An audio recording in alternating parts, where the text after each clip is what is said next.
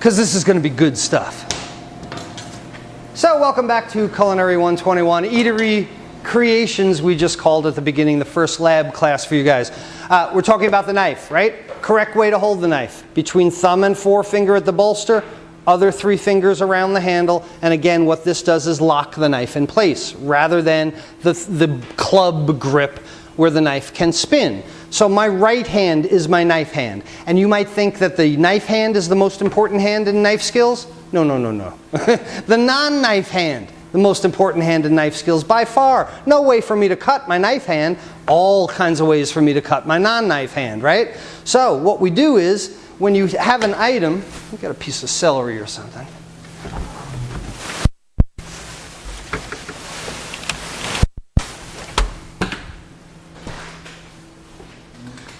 Have a piece of celery.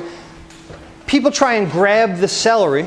You guys can all, if you want, you can all come up. People try and grab the celery so tightly as if it's going to magically float up off the cutting board or something, right? We don't have to have a death grip on the celery. But one of the problems is when you start cutting the celery, you never quite know when you're going to get to the tips of these fingers, right? That's the scariest part, is getting to the tips of the fingers.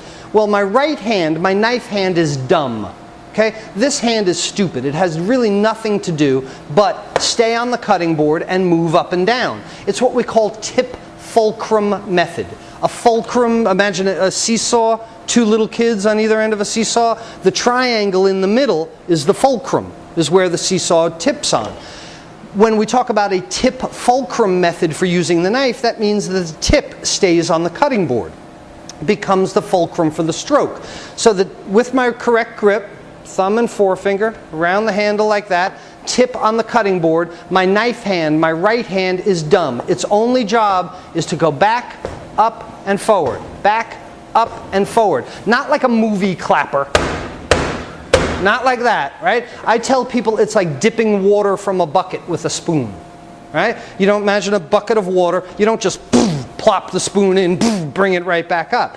You dip the spoon in, it comes forward a little bit, it comes back to you. It's a circular motion. Why is it a circular motion? Because you have the length of this very sharp blade. So that if you were just to come up and down on it, you're crushing items. Imagine a loaf of bread, like a baguette or something like that. You put it under there, you go like that, you're going to wind up with an oblong piece of baguette. Right? So the idea would be moving the knife forward, up, this is exaggerated, back, forward, up, back, forward, like dipping water from a bucket with a spoon. Okay? Knife hand, dumb, tip fulcrum method, up and back, up and back. The brains of the operation is the left hand. The left hand holds the items, but again, we don't want to hit those fingers. So what we do, kung fu grip. All my fingers, thumb tucked underneath. I call this kung fu grip. And the safest way to use the chef's knife is by making sure your 2 hands are always together. So the right hand, my knife hand, being dumb, its only job, tip fulcrum method, it's my left hand that dictates the increment of the cut. So if I keep these 2 together and the knife rides off the knuckle of my left hand, certainly not bringing it above the knuckle because then you impart a red food coloring that we don't want, but it rides off the knuckle of the left hand. So when I come down on the celery, the knife comes forward using the sharpness of the edge. As it comes up, my left hand will move the increment that I want to cut it. The knife goes back against the knuckle. Up, left hand moves the increment that I want. The knife finds the knuckle, down again. If the left hand moves in very small increments, you get very small cuts. Right? You get really thin cuts. If my non-knife hand moves in larger increments, you get larger cuts.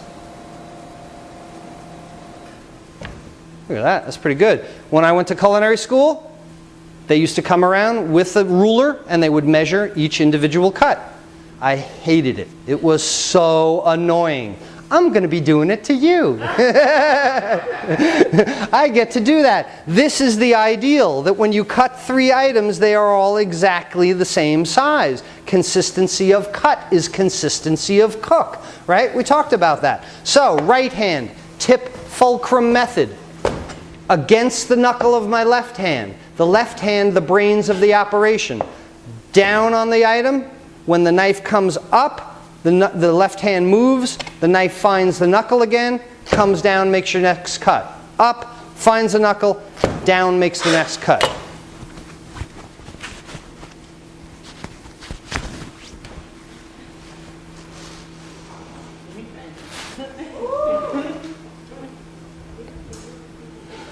So this is the safest way to use your knife.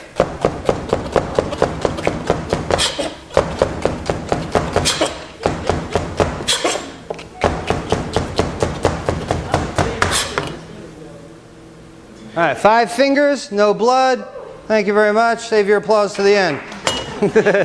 I'll be here all week. Don't forget your bartenders and waitresses. It shows you that this is the safest way to cut things, right? I mean, you don't have to stare down at this and look at it, each one. Or better yet, this. Everybody, this thing, the Mezzaluna thing, right?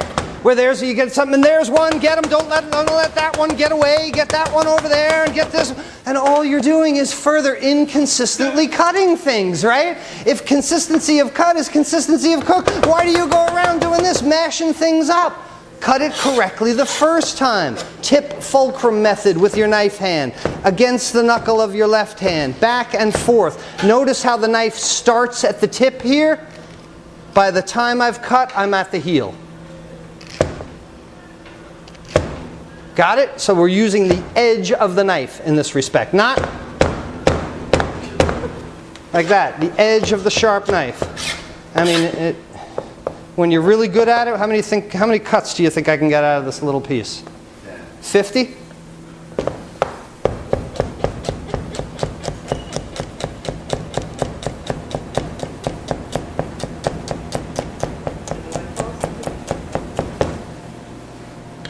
All right, anybody want to count those?